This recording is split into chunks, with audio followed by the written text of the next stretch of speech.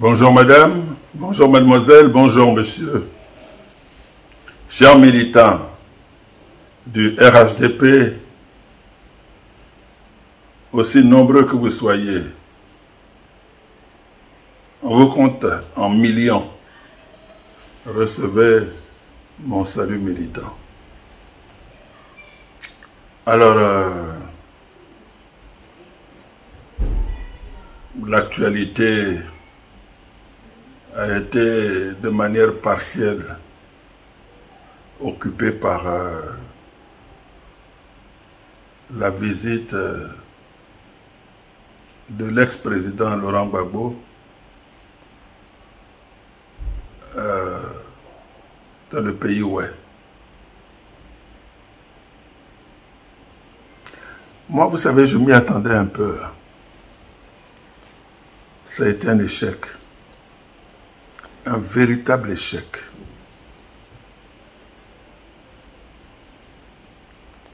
Il n'avait pas besoin de faire tout ce tapage pour une visite à la vérité qui accouche d'une souris.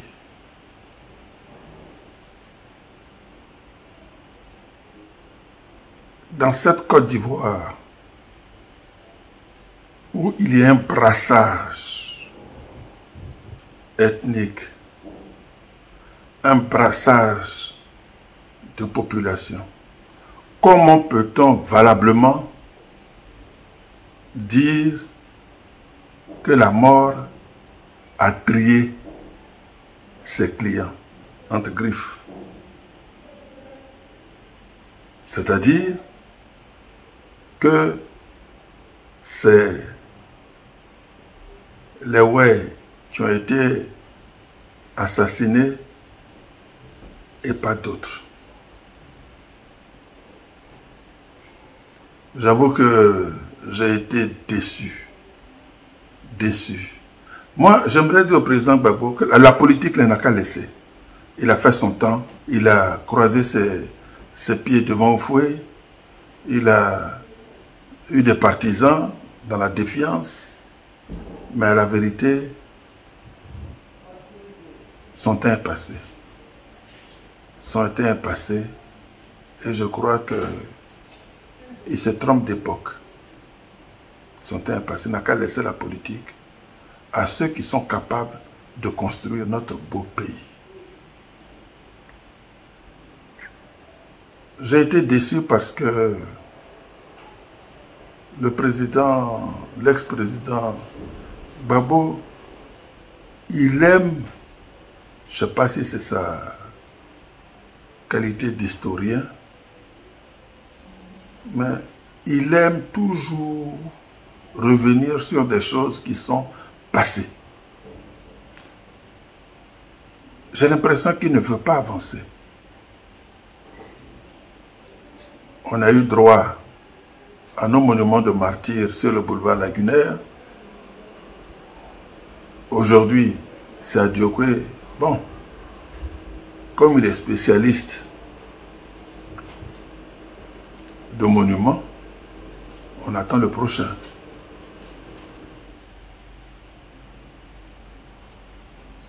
Alors, j'ai lu dans son discours, avant le rendez-vous qu'il a donné à ses partisans à Guiglo, que Charles de Gaulle est allé voir les Allemands qui ont tué les Français. Et en même temps, il dit, on vous a tué. Bon. On n'a pas nommé ceux qui ont tué. Donc, lui, il se déplace pour aller là-bas. Bon. Est-il ouais? Je ne sais pas. Bon. Est-il de Gaulle? Je ne sais pas. Mais je vous avais dit, Pépal, c'est le piment. Il veut quelque chose qui n'arrivera jamais plus en Côte d'Ivoire. Parce que les milices ont proliféré dans l'ouest de notre pays. Grand frère Gbagbo, quand on essaie d'oublier, je crois que on oublie pour avancer. Tu as vu des femmes pleurer qui te demandaient sûrement des comptes. Où sont leurs maris? Où sont leurs femmes? Où sont leurs enfants? Où sont leurs petits-enfants? À ta vue, elles ont pleuré.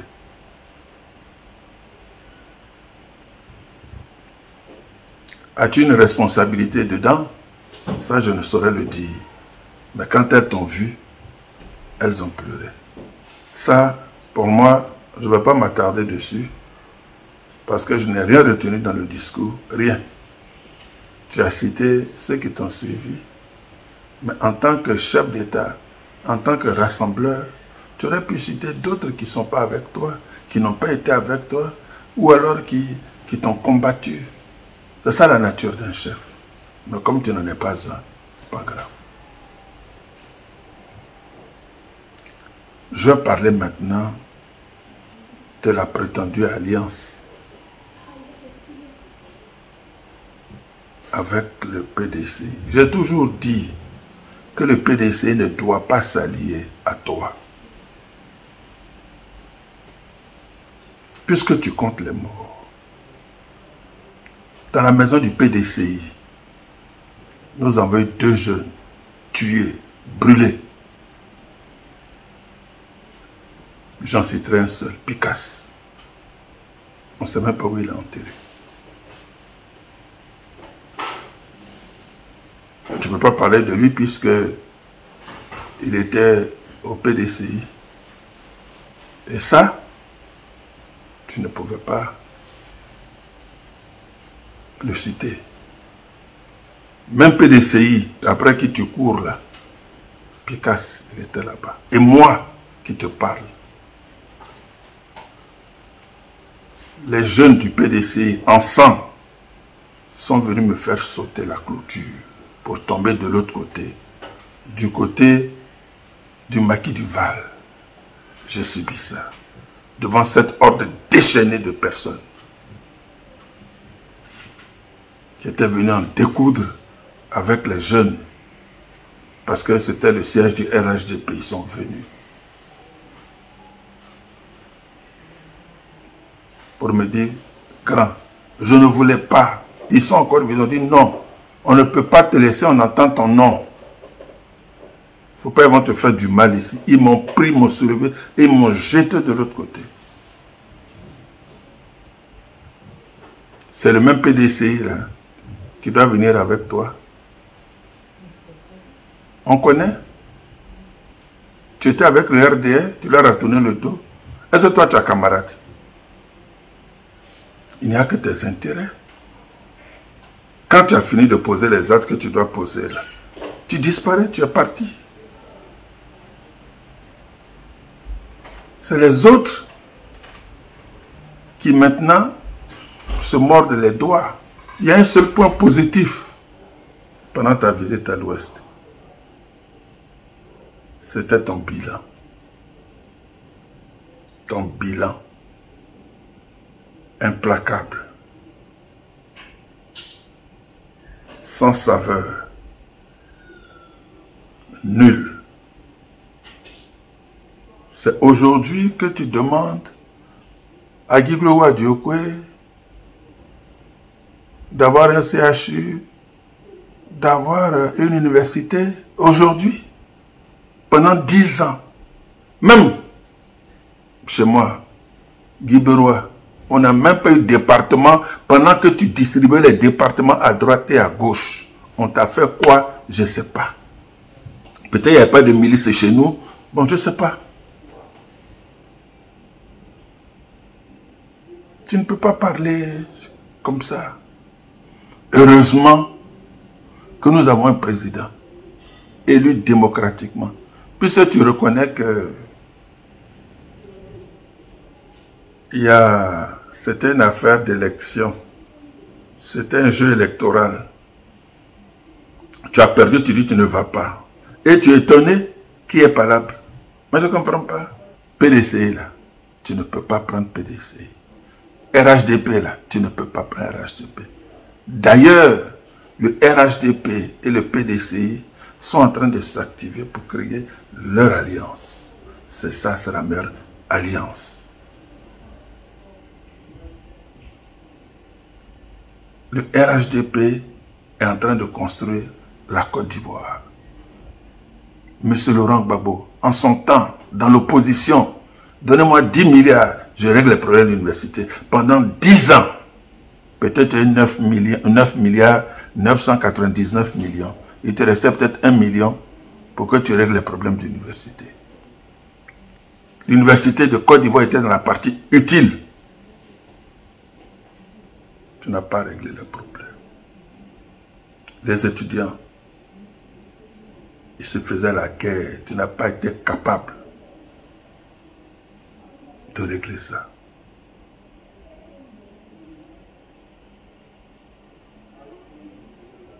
Tu dis, on ne mange pas pont. Et tu réclames un pont pour Guiglo. Il y a trop de contradictions. Non seulement dans ton discours, mais dans toi-même. Tu es un être contradictoire.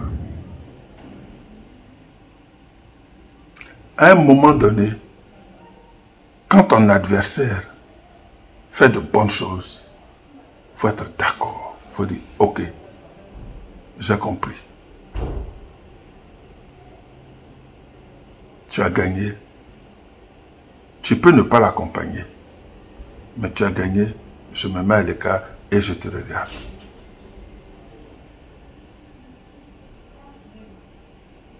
Tout le monde veut la paix. Si aujourd'hui tu t'inscris dans la paix, c'est tant mieux. Le président Ouattara, il ne parle pas. Il travaille. Il bosse. Il travaille. Regarde comment la ville se développe. Regarde comment la Côte d'Ivoire atteint un niveau économique jamais égalé. Depuis que la Côte d'Ivoire existe, avec tous les budgets sécurisés, là, la Côte d'Ivoire, avec le ministre Adama Coulibaly, vient d'obtenir la meilleure note de son histoire. Et c'est ça que nous retenons. Alassane Ouattara est un développeur hors pair. Il n'y a pas son concurrent. Vous n'êtes même pas dans la même catégorie. Vous ne boxez pas dans la même catégorie. Parce que lui, il pose des actes que tout le monde voit. Tu es parti encore parler de achat de café que tu as proposé. Achat, c'est les paysans qui fixent leur prix. Vente, c'est les multinationales ou bien c'est l'État qui fixe son prix. Mais entre les deux là, tu avais choisi quoi? Puisque toi-même tu as mis tous les acteurs de la filière en prison. Tu as vu que ça n'a pas marché. Pourquoi tu veux qu'on prenne ce qui n'a pas marché? Pourquoi tu veux qu'on soit dans ce qui n'a pas marché? Hein, monsieur Gbagbo? Quand ça ne marche pas, on dit bien, on ne change pas une équipe qui gagne. Et toi, ton équipe n'a pas gagné et tu veux qu'on la suive. Tu veux qu'on ne la change pas. Voilà. Les paysans sont en train d'être matriculés. Ils ont des cartes biométriques avec tout ce qu'il faut dessus comme information. Tu as fait du surplace avec la santé des Ivoiriens. La CMU est en train d'être mise en place. Elle est opérationnelle. Monsieur Laurent Gbagbo, vraiment, si c'est pour voyager, pour aller pleurer avec les gens, pour dire des choses, comme tu en as l'habitude là, il faut laisser. Parce que Dioko est là.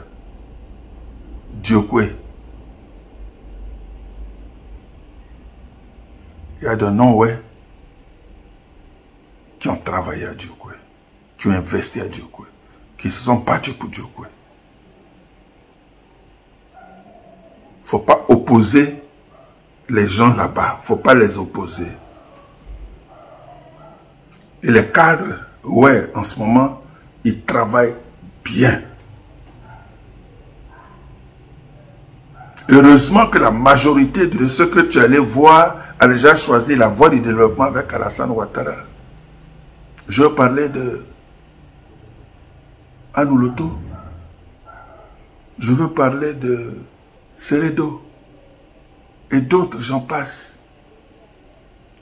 Des cadres émérites. La meilleure manière de sécher les larmes, ce n'est pas de donner 5 millions à huile rouge. C'est pas ça. C'est de construire des routes, des infrastructures, et mettre les gens à l'école, les soigner. C'est comme ça on sèche les larmes de quelqu'un. Grand frère, il faut laisser. Il faut laisser. Les images que j'ai vues sur les réseaux, c'est les mêmes images. Il faut laisser.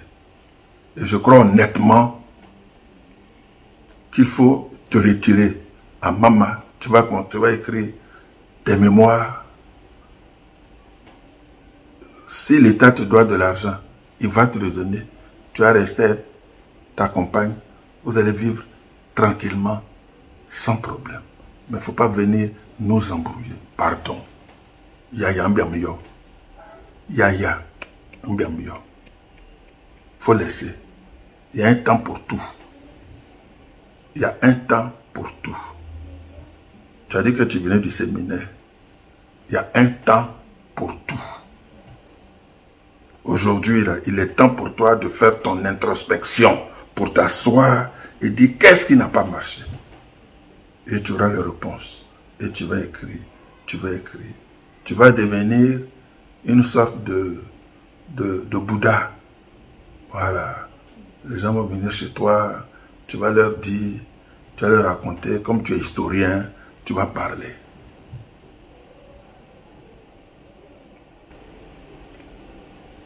Je suis Noël Touré, membre du bureau politique du RHDP. Que Dieu nous bénisse et que Dieu bénisse la Côte d'Ivoire.